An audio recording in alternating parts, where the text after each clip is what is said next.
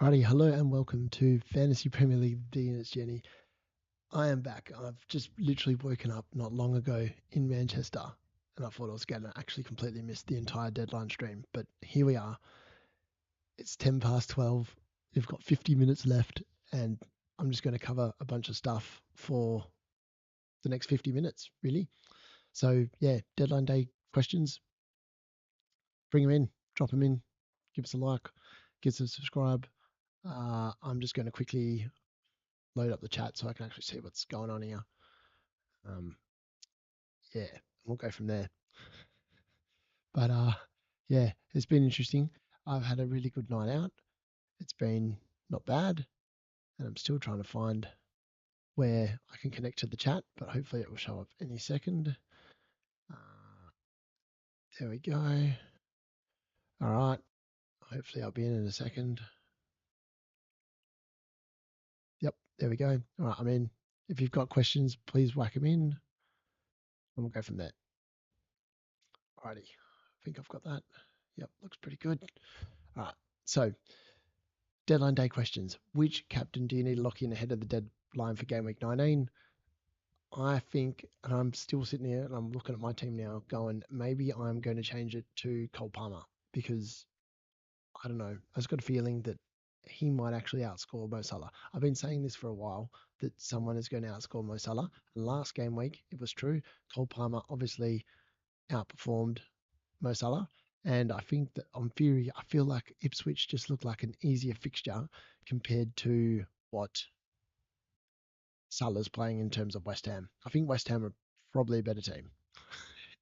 is probably where I'm going with that, which means he's got the easier fixture. Now, I do think we also need one Manchester City attacker in our team. I obviously went very early last week on getting Foden, and it was unlucky. 0.85 expected goal involvement. He just blanked, which was unfortunate. But I am backing him in to deliver. They have Leicester up this week, and when Leicester are playing, I think it's quite easy to just get on with it. So I think that they're going to concede goals, which makes you think that if Foden starts, this is always a problem with Pep Roulette. You never know 100% whether Foden is going to start or not. But I'm backing him in to be starting, which then means that I'm looking at probably some returns this week. Realistically, I'm still holding it. It's a 5 week play. I'm expecting it to pay off more than it doesn't pay off. They have some easy fixtures coming up. Kevin De Bruyne obviously doesn't look right, which is why he keeps on starting on the bench. So for me, that's just pretty much where it goes down to. And I think that that's probably where you need to go. Having Cunha until he gets banned seems like a must. That's been my transfer this week is I have traded Cunha in for um my team. I got rid of João Pedro. I'm sick of him. The dude's done nothing. Brighton have been absolutely useless the last 5 or 6 weeks. So for me, he's gone. Do you spend up big on defence or target the cheap defenders who have good fixtures? I think the answer has been you bring in the cheap defenders. Last week, I made as many points from my defence as the Arsenal double up, as the triple up. I had Alisson obviously in goal, who realistically, if it wasn't for the double game week, I probably wouldn't have him in goal. Now, I'm not sure how good the internet is going to be here, but it looks like it's still tracking along fairly nicely. So I do apologize. I am in a Airbnb, so I'm not sure how good the quality is, but it tested and it seemed all right to me. So we'll just see from there. Again, you want players that are playing 90 minutes every week. So lots of people bought in Luis Diaz from Liverpool, Maddison from Spurs, and I just think that if you are not 100% sure, I don't think Maddison starts in that team again this week because Bentancur's back, and when Bentancur was playing before, Maddison was just constantly benched, so he just becomes a non-option. And I think the way that Spurs are playing as well, it's just hard to recommend any of their assets. It's a bit like the Liverpool ones as well, just hard to recommend in general because of the rotation risk. As well, I looked at bringing Cody Gakpo in my forward line instead of Cunha. And then I just thought, stuff it, man. Like, what's the most amount of games he's probably going to get banned for? Like maybe 5. And if that's the case, then he's a sell during that period of time. But until he gets banned, which may not even be like till halfway through January, based on how slow the Premier League has been in getting these bans out this season, I think it's just too hard to ignore him. And with that Tottenham defense looking so crap, I think it's just worth having Cunha in your team is the honest answer. So yeah, that's where I'm going with that. And lastly, who to pick to replace Bruno if you aren't holding? That is the question. I'm going to delve into that now. I'm going to quickly load up my team and we'll go away from there. All right, so bear with us while I flick this over. All right, and we're in. Okay, so this is the team as it's lining up currently. So Alisson Becker starts and goals against West Ham. Obviously, Fabianski is going to be out probably for the next couple of weeks due to that incident in the last game. So hopefully he gets a speedy recovery and he's back in the lineup soon because he's a very nice option to have as second goalkeeper. But at the moment, he is just sitting there on the bench. Alice Becker, I'm expecting hopefully to keep a clean sheet against West Ham. You would expect them to do something there. So I'm hoping that that's what they're going for. Obviously, I'm playing Robinson at home to Bournemouth, so Kirkes is on my bench. I think that it's a Fulham home game, which is the reason why I've gone that. I could potentially see this being a 0-0, but I feel like Fulham are going to score. And I feel like Robinson's probably offering a little bit more from an attacking perspective at the moment compared to Kirkes. I've watched Bournemouth the last couple of games, and Kirkes hasn't quite gotten the same positions as what I would have liked from earlier in the season when I brought him in. Colwill starts here against Ipswich away because I just can't. Chelsea have got a knack of just conceding a goal for conceding sakes. So for me, I'm like, can I get Colwell into the team? Hopefully, this is the week where he keeps a clean sheet because every other time I've played him, he has been very infuriating and conceding a goal normally after 85 minutes in the Chelsea team and after looking so good for the most of the game, and then they concede. So I'm hoping this week might even get me a goal. That'd be nice. A goal and a clean sheet would be brilliant. So then obviously I've got Cole Palmer as the vice captain at the moment. This may change between now and 42 minutes time because I actually think Cole Palmer's got the better fixture. And it's Mo Salah can't keep this run of he can't keep this run of returns going forever. Like so eventually he's going to blank. It's going to be on a week where we don't expect him to blank. Like West Ham away is kind of a game where I'm like going, Mo Salah's definitely going to score. Maybe this is the week where he blanks. I'm not sure. So like obviously I've got Phil Foden in against Leicester away. I'm excited about this pick. I feel like he could be really good this particular game week. Then obviously I've got Ahmad, who I'm not as enthusiastic about considering that Bruno's no longer in the team for this week. I just think the Ahmad pick concerns me. I mean, Newcastle are one of those teams that don't travel as well away from home. I'm just hoping that that is the case and we go from there. But I'm not holding my breath per se that that's going to be brilliant. I'm expecting that to be a 2, maybe a 1, depending on whether he gets rotated. I'm not sure. But yeah, I am slightly concerned about that. I did consider playing a fourth defender instead this week, I'm not going to lie. And then I've obviously bought in Cunha for João Pedro. Now, people go, that's just a dumb move. And I would agree. I've been saying it's a dumb move and getting replacements for ages. But this dude just keeps continuing to return. The last 3 weeks, when I thought about not having him, like when we thought he was going to be banned for the Ipswich game, he's gone a 9, 9, and 12. That's just really good run of form. Yes, the fixtures look horrible on paper. Like they don't look good. But he's definitely the best option. And with the way the Wolves seem to be having and enjoying the new manager bounce, this may be one of my dumbest transfers of the season. Of that, there is no doubt at all. But I'm willing to give it a little bit more time to see if it pays off. And like if it pays off this week, it's going to be beautiful. So he's going to be playing against Spurs. Hopefully he gets the Forest game as well. I mean, the way that Wolves are playing and the way that Cunha's playing, I'm not overly concerned about many of these fixtures. I think I just play him in all of them because Wolves do happen to have a tendency of actually attacking and getting goals and stuff like that. So we'll just have to wait and see. But it's a risk I'm willing to take. Maresca obviously talked about Nicholas Jackson and maybe others getting rotated for this game against Ipswich. It wouldn't surprise me. They did obviously were disappointing against Fulham, but I feel like Jackson's playing perfectly fine. I just struggle to see Nkunku providing a better option than Jackson. That's just my personal opinion. Maybe Nkunku will start this game and Jackson will come off the bench. But either way, I'm happy to keep him. They're playing Ipswich, who are going to concede goals. So for me, I think having Nicholas Jackson there is perfectly fine. So I wouldn't be too worried about him. And obviously, you need Isaac they've got Man United, and Man United's defense, it hasn't been the worst. Like the defensive numbers haven't actually been that bad for Manchester United. The problem is that we just keep giving away stupid goals of set pieces, and we have lapses in concentration. And I think because of that, Isaac will definitely take advantage. Now, I don't know if I've got the benchings right this week. So at the moment, I'm holding Bruno. Bruno's just going to sit there for the week, and then he'll probably come back in against Liverpool, and Ahmad will probably drop to the bench. That's the plan at this particular moment in time.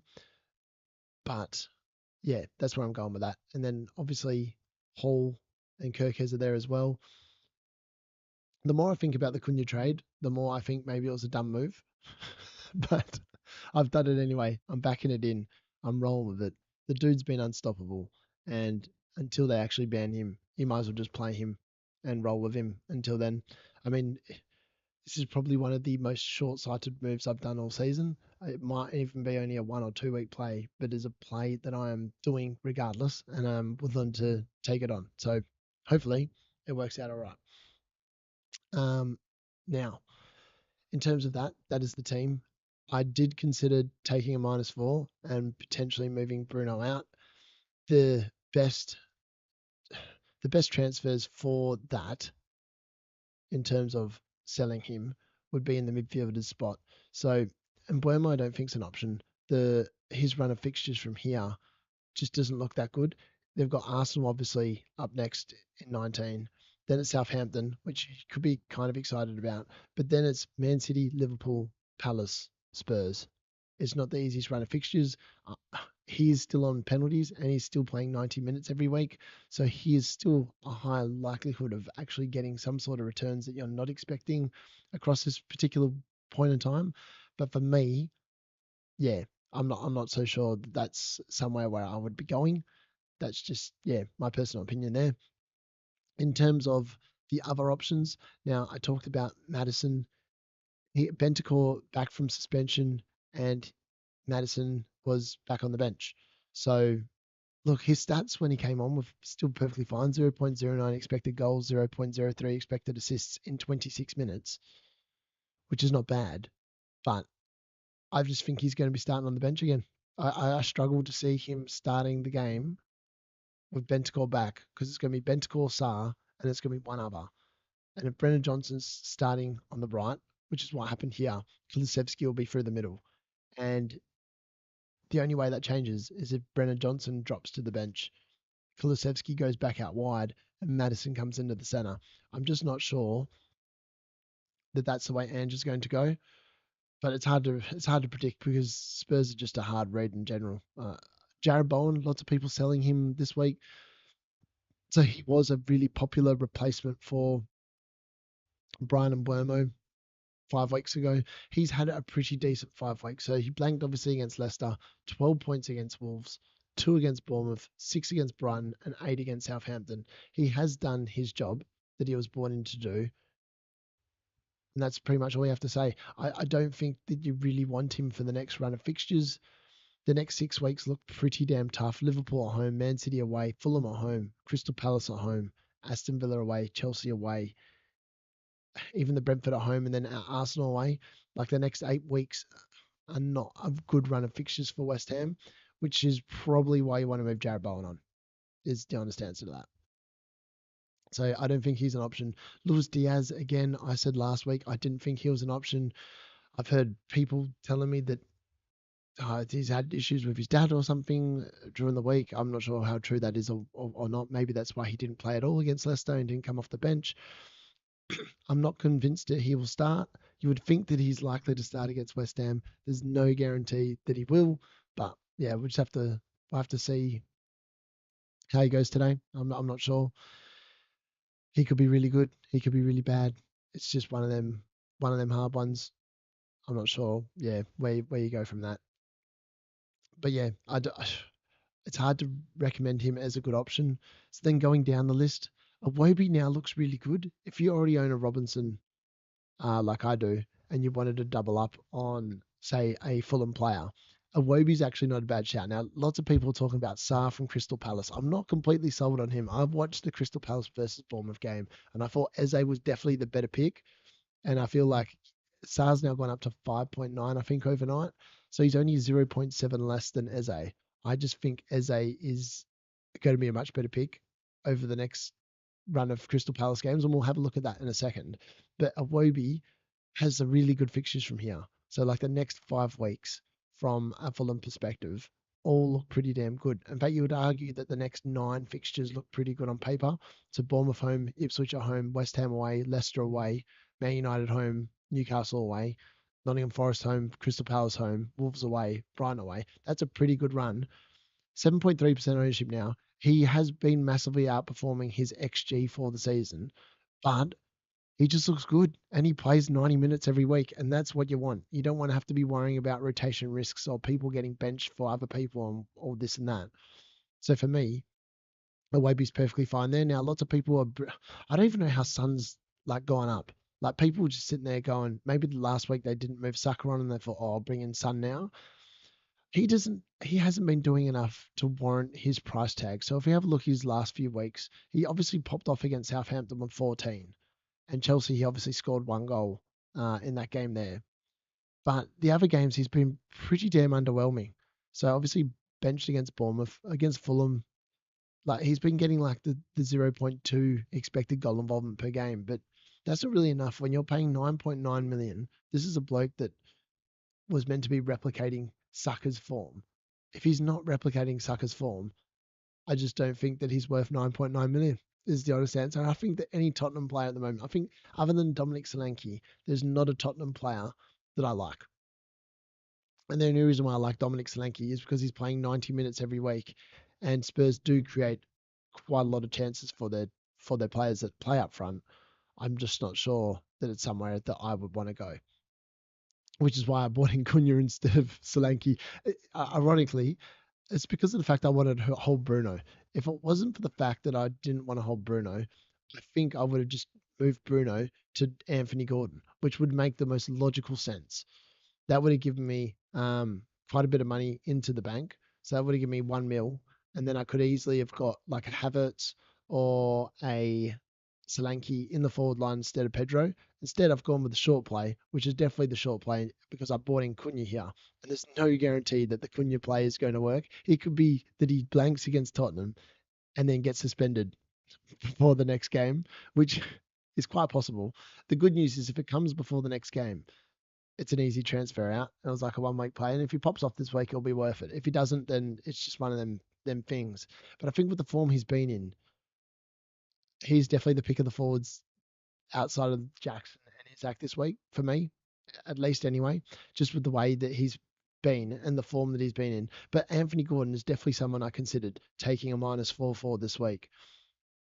I just really like Newcastle's run. It's such a good run of fixtures. Man United away, I'm not concerned about that. Spurs away, definitely not concerned about that. These next two teams are teams that struggle to keep clean sheets. They concede chances, they concede goals.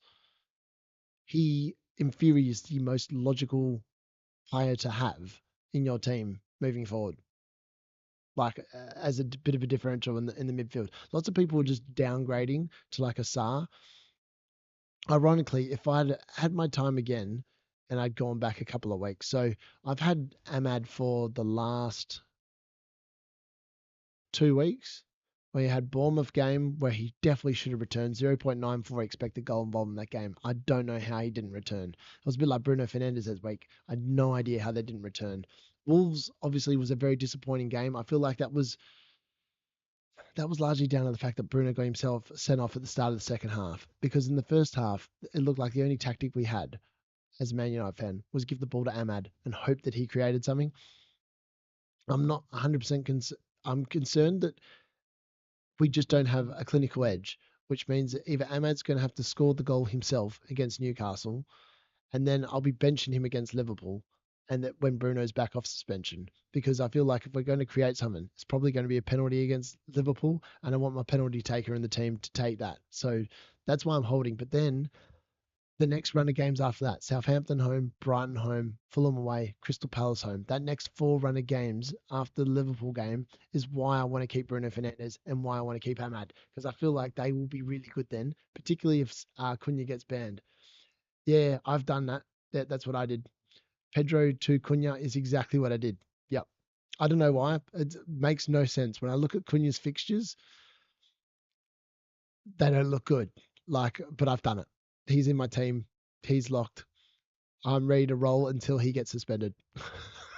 I'm willing to waste a transfer. I'm even happy to take a -4 to take him back out. Just at the moment, I wanted to hold Bruno. So for me, that was like the most logical trade. Also, really like Munoz, but Munoz is price locked for some weird reason, which means his price is not going to go up or down. I'm not sure how that is because he's still 4.7. I did consider just bringing him in as a defender because I felt like that would have made my team better and just rolled with João Pedro. João Pedro's done nothing. I guarantee he'll score this week and make me regret moving him out. But because of the fact that I just couldn't do it, I'm not doing it. So Morgan Rogers is also a really good player. Now, lots of people sit there like he's the yo-yo man. When you sell him, he then returns massively. Then he does nothing for a couple of weeks, and then he'll be big again. But Brighton home, Leicester home, Everton away. The next three fixtures are really good for Morgan Rogers. Obviously, the Arsenal away game is going to be tough, but then West Ham at home, Wolves away, Ipswich at home. That run of fixtures also looks really good from a ownership perspective. Like I can see why he's risen in price now to 5.5. That's just yeah, it's hard to say. Right, what have we got here? Pedro or Semenyo to start? I'd start Semenyo. I think he's more likely to to get a return than Pedro this week. Frederick, first time chat as well. I think make sure you press subscribe and like the video, please. Bowen, keep or sell. I think Bowen is it's hard because most of the midfielders the last week have been poor. If anyone is going to score against Liverpool from West Ham, it will be Jarrett Bowen. So, but the run of fixtures is not kind for him.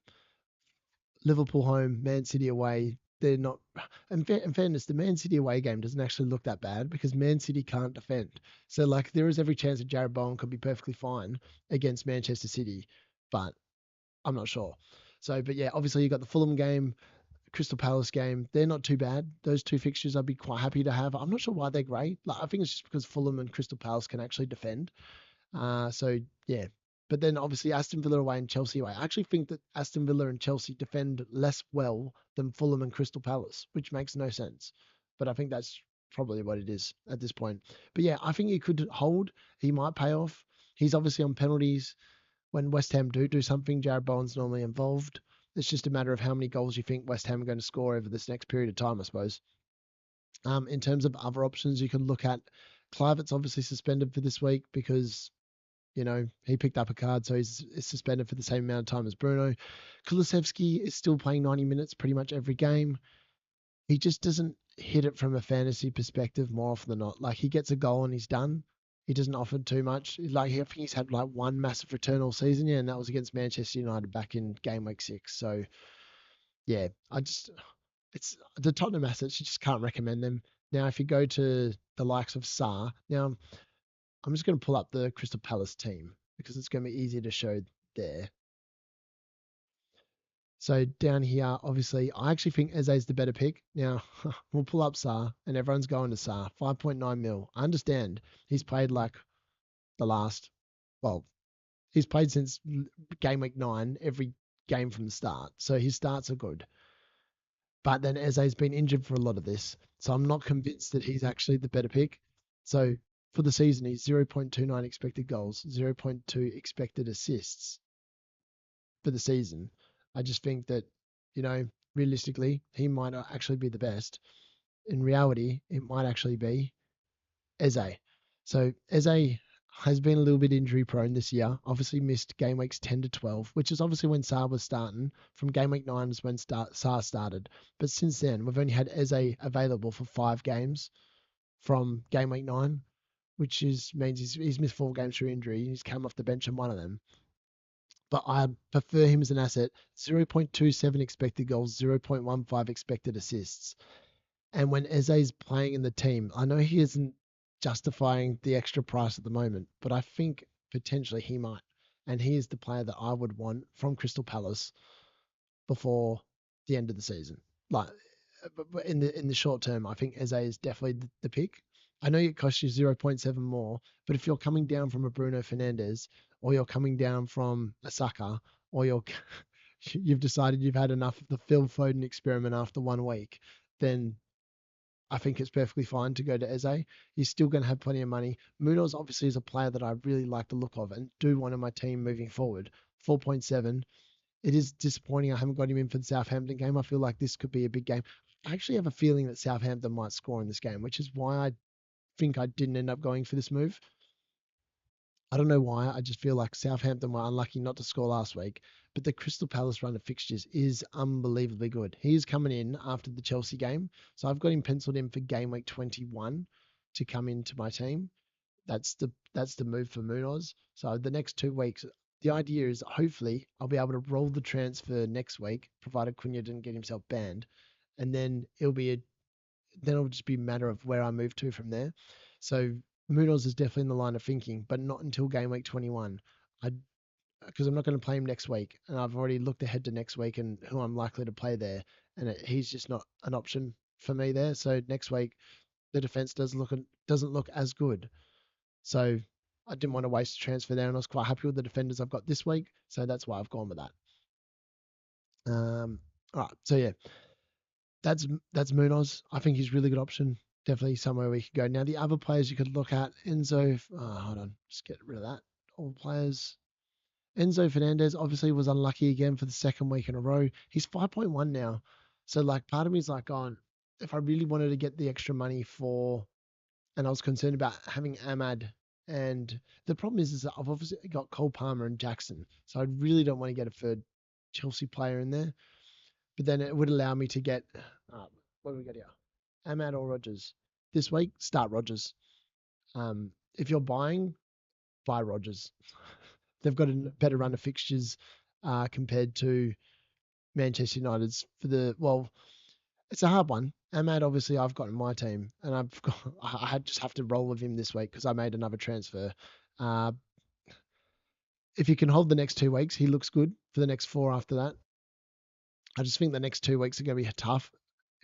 Newcastle, I wouldn't be concerned about. The only problem I'm concerned about with Newcastle is the fact that Bruno's not playing, and that makes Manchester United, from an attacking perspective, way worse.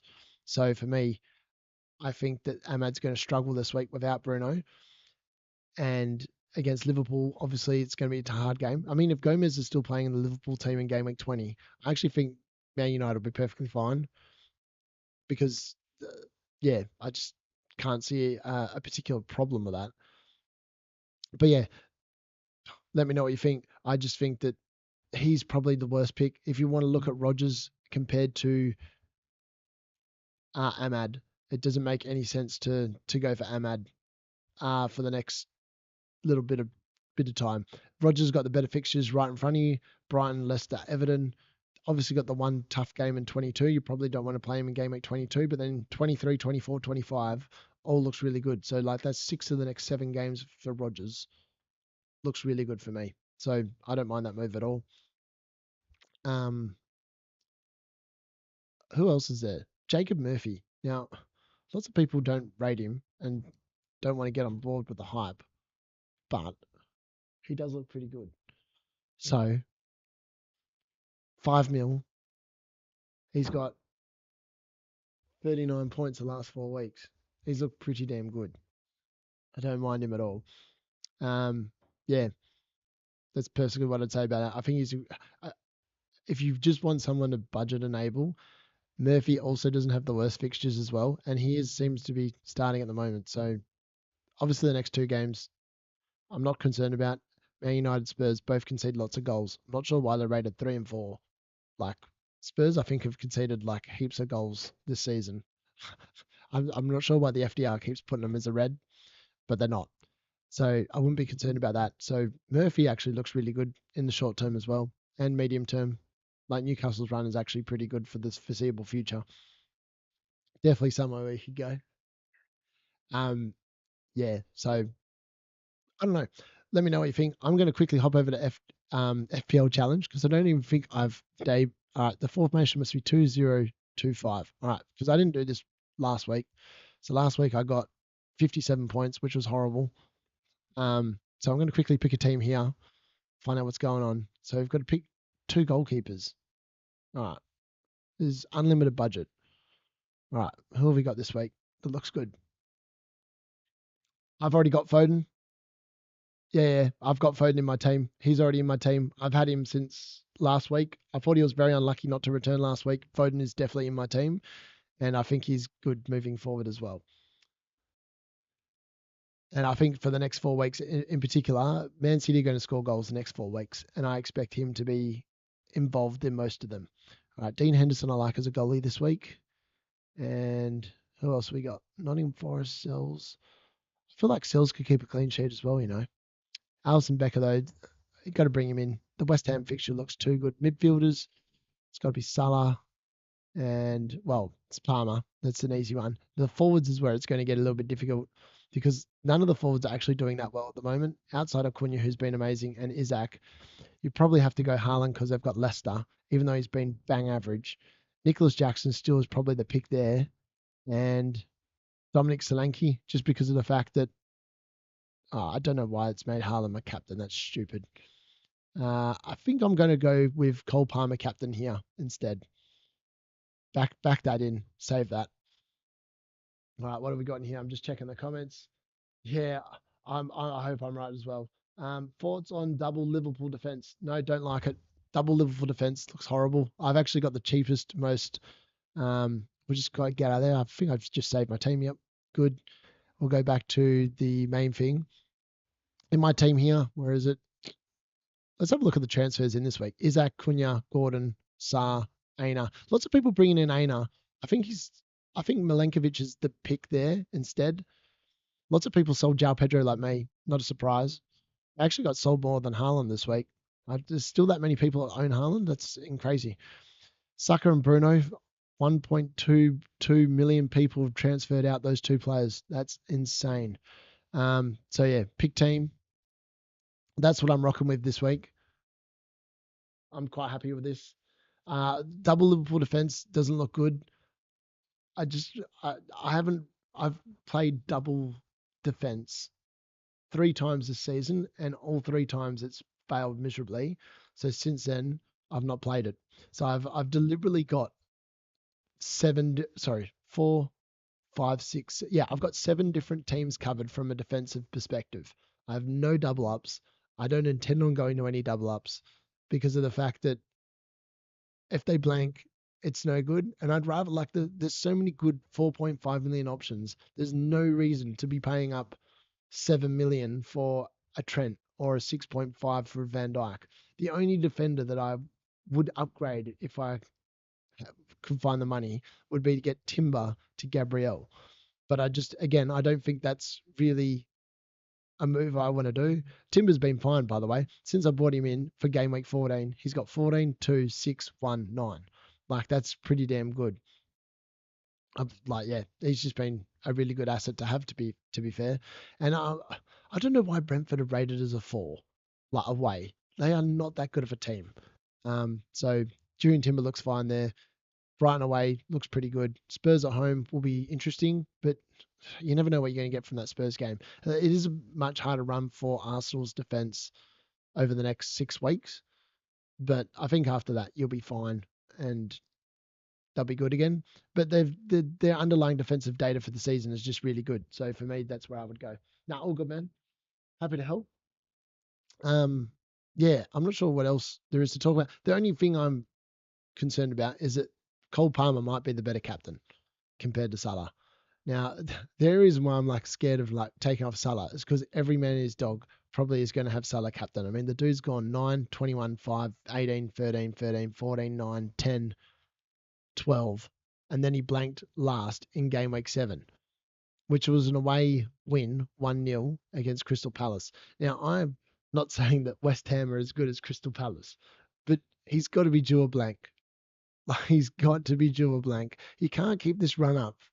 He's had 2 blanks all season in 18 weeks. That's just insane. The dude's got 186 points already, 33 bonus points already this season. He is a monster of a bonus points man. He only got 2 last week instead of the normal 3 that he's been getting. But yeah, it's hard to Cole Palmer, when you look at his stats instead, he's obviously 40 odd points behind. He does get a lot of bonus as well. So he's 23 bonus compared to 33. But I feel like Chelsea are going to score goals against Ipswich. Like more so, I feel like Chelsea could score more goals than Liverpool are going to score against West Ham. I'm not based on much, granted, but I feel like Cole Palmer's. I feel like they're just going to be tricky, and like Ipswich just come across as a team that make rash challenges in the box as well, and that means that it's going to be Cole Palmer penalties, isn't it? So maybe the more I think about this, the more I'm actually thinking about just bringing in Cole Palmer as the captain this week. I mean, prior to last week, he'd obviously been disappointing against Brentford, which I would have thought would have been a game where he could have done really well in. And then obviously Everton, I thought that again probably should have done a lot better there. Like he underperformed 0.54, 0.41, and then obviously he returns with the 0.48. Against Tottenham, he got 18, 2 goals. Like the expected goal involvement is definitely there. I just want it to be. Is this the week where he's just going to pop off instead? Like the Ipswich game is like I look back to the start of the season and Erling Haaland was scoring hat tricks against Ipswich. Like people were just smacking him. Everyone thought that Arsenal were going to smack him like 4-1, 4-0, something like that. But I don't know. They played a back five. I can't see them playing a back five and playing that way at home, which means that Chelsea are going to be a lot more likely to actually get in behind and actually hopefully cause some damage. So maybe Cole Palmer is actually the pick. I'm not sure. I'm thinking, I don't know. The more I think of it, the more I look at it, I feel like maybe I should just back in the Palmer over the Salah.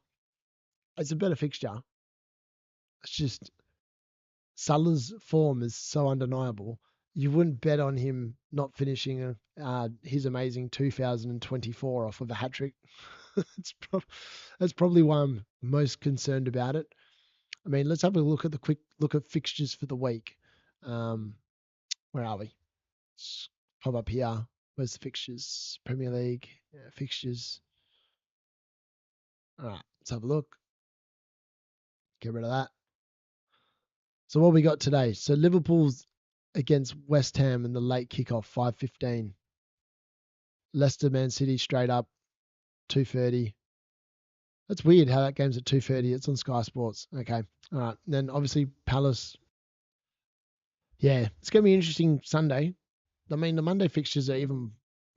I mean, Monday could be a bad day. I'm going to the football tomorrow as well at Old Trafford, but I've got no confidence in Manchester United getting anything out of that game, which is sad because it's only the second game I can go to while I'm here. But we've been crap and we're probably likely to continue to stay crap. I wouldn't be surprised if Ruben Amorim lost his fourth game in a row or whatever it was. It wouldn't surprise me. I just think that Man United team needs some. They need someone. Yeah, let's have a look. Score predictions this week. Leicester, Man City. I reckon Man City are going to thump them. I reckon it's going to be like 5-1, 5-0, something like that. Man City are going to return to form with a big statement win. It's going to mean nothing for them winning the title. I think Phil Foden returns this week against Leicester. Palace, Southampton. I think this game is going to be closer than lots of people think. I even think that Southampton might score to blank the Crystal Palace defence. So I'm going to go with 2-1 Crystal Palace win. I think Eze gets a goal here and everyone starts talking about Eze instead of Sarr. That's my personal thing. Hey, buddy. Fulham against Bournemouth. I think, oh, sorry, I missed the Everton Forest game. That could be a 0-0, you know. Everton Forest could be 0-0. Both defenses are amazing. It's going to be hard to see either team scoring. It could be, I wouldn't be surprised if that's a 0-0. Either that or it'll be like a 1-1 kind of a win. 1-1 draw. Fulham Bournemouth. That's an interesting game. I think Fulham will win this. It won't be by much. This also could be blanks for both defenses because I feel like both teams going forward are really good. It could be like a 1-1, a 2-1 to Fulham. Spurs against Wolves. I reckon Wolves are going to do Spurs. Like that Tottenham team is shit. And Ange Ball looks like it's the wheels are falling off the bus and it's grinding to a halt. And I'm expecting Cunha coming into the team this week to pop off against Spurs, hopefully get me a couple of goals to make the transfer worthwhile, and then he can go and get himself banned, and I won't really care. I'm good, man. I'm good. Hope you're good as well.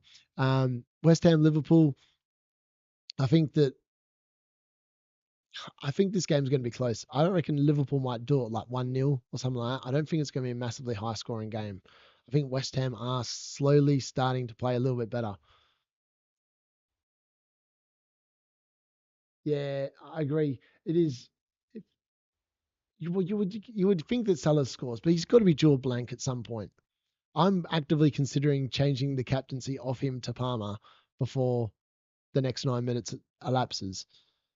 I'm just not sure if it's the correct move or not, but it could be worth it.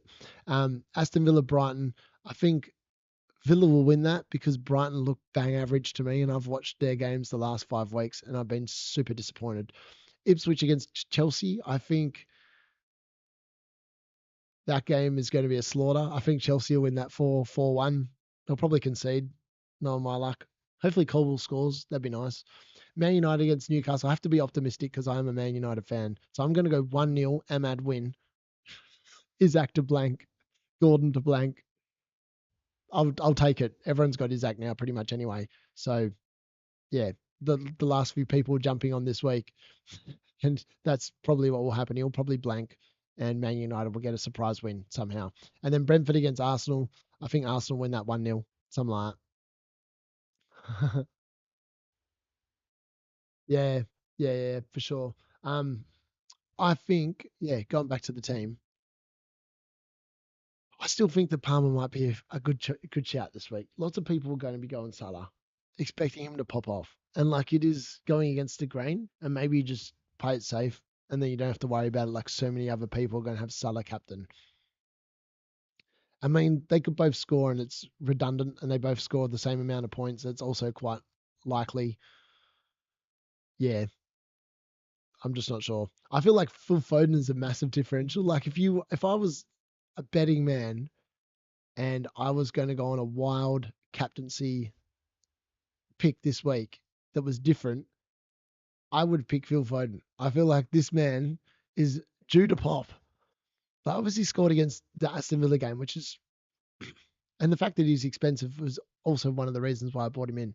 But 0.85 expected goal involvement, man. He was unlucky that Erling Haaland couldn't hit a bloody barn door against that Everton team, and Bernardo Silva thought he was playing like some sort of otherworldly game. Yeah, I just don't know what he was hoping to get out of that, but yeah, I actually think Phil Foden is going to return this week, and if I was a betting man, I would put the captaincy on him because I reckon he's in line for a double figure haul this week. I'm backing in the gut feeling. I went maybe a game week too early, but he still got bonus point even though he got a yellow card.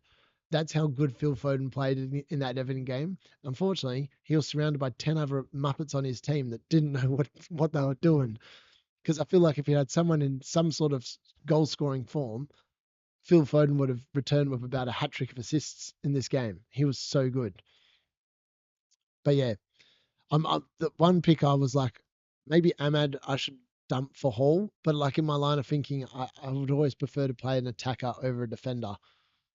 And Man United don't score goals, which is why maybe I should be playing Hall instead of like Colwill. I just feel like that Ipswich game makes you think that it's going to be Chelsea surely keep a clean sheet there. And then I'm looking at Timber, Colwill, and hopefully Becker all keeping clean sheets with some luck, which would be 18 points. I actually got the most points from my defense last week that I think I've ever had all season. Wherever that. I had the Timber 14 points, but last week, other than Becker, who conceded that stupid early goal to Leicester, it was a pretty good week for the defense. 9, 6, 6. That's pretty good. Take that. Everyone always like waffles on about like the expensive options. Sometimes you can get away with what I've been doing and bringing in the cheaper assets from the two defenses. So I've obviously covered Arsenal's with Jurriën Timber, who for me looks like a complete lock moving forward, and he's rewarded the faith, and he's outperformed Gabriel in that time. Alisson Becker is the cheapest way into the Liverpool defense at the moment. The only problem is he just hasn't delivered since I brought him in. which has been 1 week. But that was a game I was expecting him to keep a clean sheet. But yeah, I think it's better to cover the Liverpool defense with cheaper assets than the expensive ones. Like Trent Alexander-Arnold, as Amit will tell you, has not been worth the buy. At 7.1 mil, I don't think you've got bang for your buck so far with that transfer. And yeah, Luis Diaz, I'm not sure about that as well. He was a risk. I actually thought that was a risky move last week. It's I'm not sure if it's a move that's going to pay off long term. I think he's going to infuriate you. I think he's going to like it's going to be like pep roulette with Diaz, Gapco, Nunez, and Jota, especially if they're all fit. The only one that's nailed on to start in that team is Salah, which is why he's such a good option. So yeah, I think I'm going to roll with that. Next 4 minutes, I'm going to sit there and toss up whether to make Palmer captain. I just don't know. I feel like that Ipswich team concedes more goals.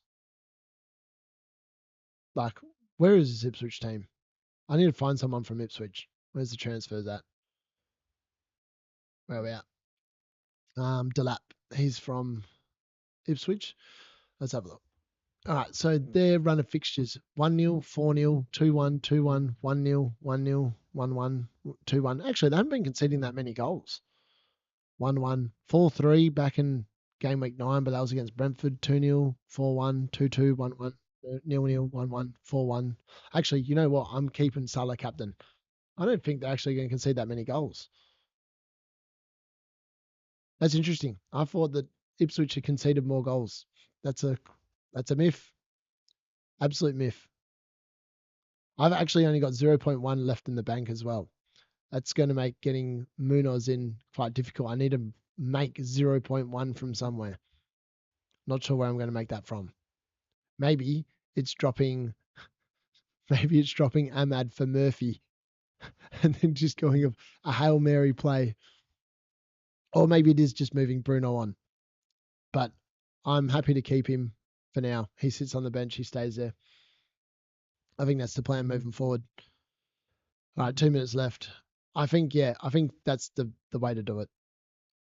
You can't back against Salah not scoring against West Ham. I need to bench two: Ahmad, Milienko, João Pedro, Robinson, and Semenyo. Need to bench two. I would be benching Ahmad and Pedro. Actually, no, you've got Semenyo playing against Robinson. That doesn't feel good. I definitely play Mikalenko. Definitely start him. I'd probably bench. So I feel like Robinson could still return against Bournemouth. I think I'd probably bench Ahmad and Semenyo actually. Yeah, Ahmad and Semenyo I'd bench this week. I feel like Fulham are likely to keep a clean sheet. Don't know why. Or Robinson's going to return. I just don't think Bournemouth play well. I just think that Fulham are a pretty good team. So that's my line of thinking. João Pedro is lucky. I just really don't like João Pedro. I obviously sold him in the most short-term move you've ever seen in getting Mateus Cunha in for João Pedro this week. But yeah, I'm happy to roll with it for now. So yeah, I think I'm going to leave it like that. I've looked at the captaincy debate. I actually think Foden's probably a better captain than Palmer this week.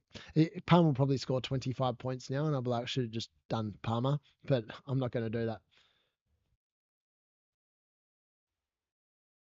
Oh, yeah. Cheers, man. Well, I'm closing in on the 500 mark, so then I can actually get there. I need to get to 500 first. So if you haven't already pressed the subscribe button, please press the subscribe button. I do waffle a lot of crap, but hopefully it's to most people's enjoyment. All right, and I think that is the deadline just passed. good good luck in game week 19. I'll see you on the other side. Have a good new year. Hopefully you had a nice Christmas, and I will see you on the other side. Good luck and